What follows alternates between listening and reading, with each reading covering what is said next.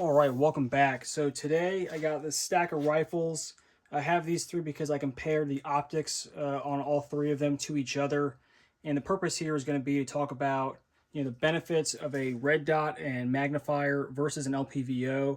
And specifically, I'm going to talk about this package itself, that being a Aimpoint Micro, give me an EOTech, and the magnifier with the Wilcox mount.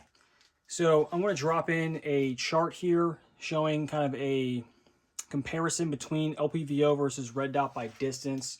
So on the top left side there, right, the vertical axis, that is like what I would say, like what kind of percent solution that optic is. And then going along the bottom left to right, that is at what distance. So we'll start at the left there. We see, 0 to 100, right, a red dot unmagnified is a 100% solution, right? It doesn't get any better than a red dot. Whereas I'm calling a LPVO like a 75% or a 70% solution. Now, could you argue that, the Razor 1 to 6 being so flat is like an 80, 85, maybe even 90% solution? Yes, absolutely. However, there's always going to be an advantage to a red dot or a holographic sight over an LPVO within those close distances. Then moving over, right, we got 200. I think the red dot magnifier combination, right, you'd be magnified probably at that distance, right? You're probably looking at maybe like an 85% solution, right? Still a pretty good choice. The LPVO is creeping up there, and then at about 225 is what I say they're about equal, right? Could it be 225, 250, 300? Sure, but there's some distance where they're just about equal, and then we see them kind of split off. And then at about the 325, 300 mark, right, I think like an LPVO is a really, really good solution. It's like a 100% solution, and that magnifier kind of falls off. Why did I pick 300? At 300, that's where you start to really have to account for wind, and it's just easier to do that with an optic, with an actual reticle, and the picture through the optic on LPVO is going to be a little bit clearer than even the best magnifier, and I think that the G33 is a very, very good magnifier with great glass. And then all the way on the end here, we go out to 700, right? I think at 700, even like a 1 to 10 or a 1 to 8 is a very poor choice, right? If that's where you want to engage, we have better optics. We have 3 to 18s for that kind of thing. And I would say at about 500, that's where your red dot magnifier is kind of done. And the reason I say that is because, again, the wind, the holds, and you still got to identify what you're shooting at. If you're shooting at a giant white painted full size IPSC steel, right, that's not what I'm talking about. I'm talking about small target, it's obscured, it's not clearly painted, and maybe doesn't want to get shot. So that chart's up there for you guys to kind of think about, what kind of envelope does this thing fit into? Again, like the percentages are not a hard and fast rule. If you want to say your LPVO is a 99% solution, I'd say that's probably a little bit high, but we're not going to argue that a red dot is not better than an LPVO inside a room. Now, the next thing I want to talk about comparing these is going to be the price. So I'll drop that in here now, and we're going to see it expressed as a percentage on the bottom. So even with the relatively high cost of that Wilcox riser, we still see we're not spending as much money on this red dot and magnifier than we would on an LPVO. And that's something I think that is not really important for the government side, but for an individual, right, something to think about. If you only shoot base stages and you shoot only 200 and in, maybe you don't go buy a Razor 1 to 6, maybe you go buy this setup. You bite the bullet, you accept that this is a pretty expensive mounting system, but it really is a superior solution. Now, why is this a superior solution? Well, there's a few things at play here. So the first is that this is the only one, this Wilcox mount, where I can take off my magnifier. I can't do that with the factory mount, right? The other things that are out there, I just can't do that. And being able to just pull this thing off entirely, that's really a big advantage.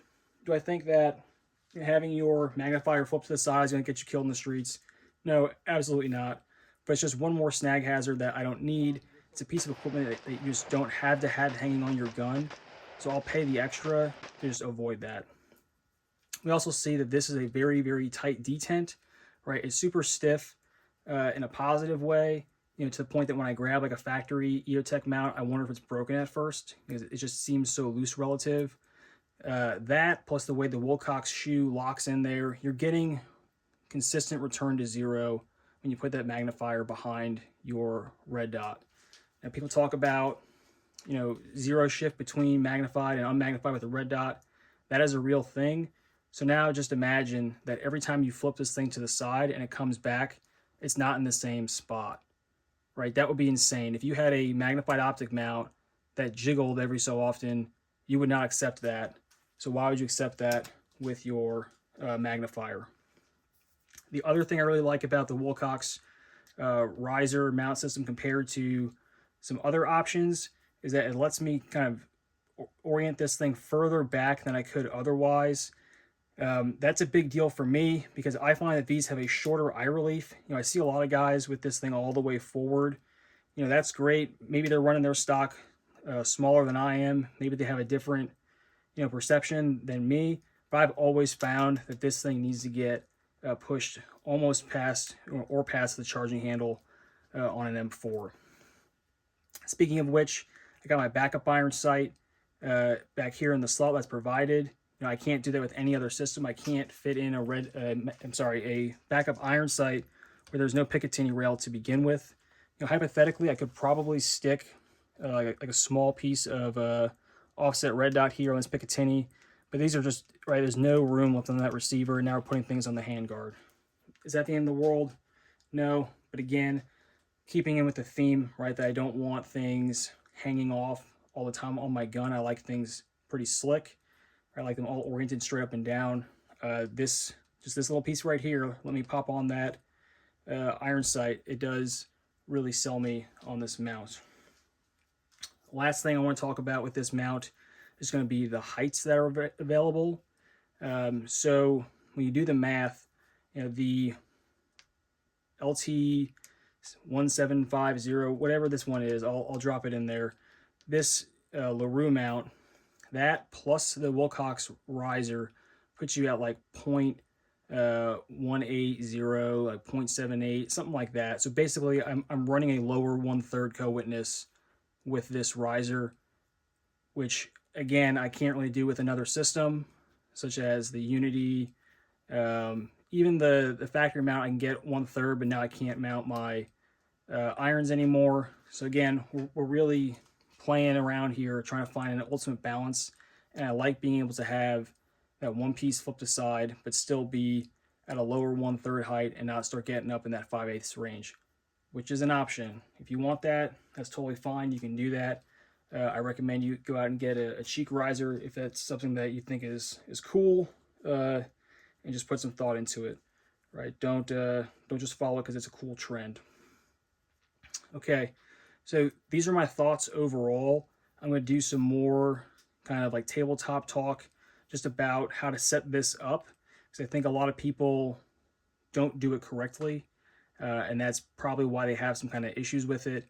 Bottom line, this is a great system, this is a great system, and this is also a great system. You just need to use them for the right application and set them up properly for you as the shooter. Okay, guys, any questions, let me know.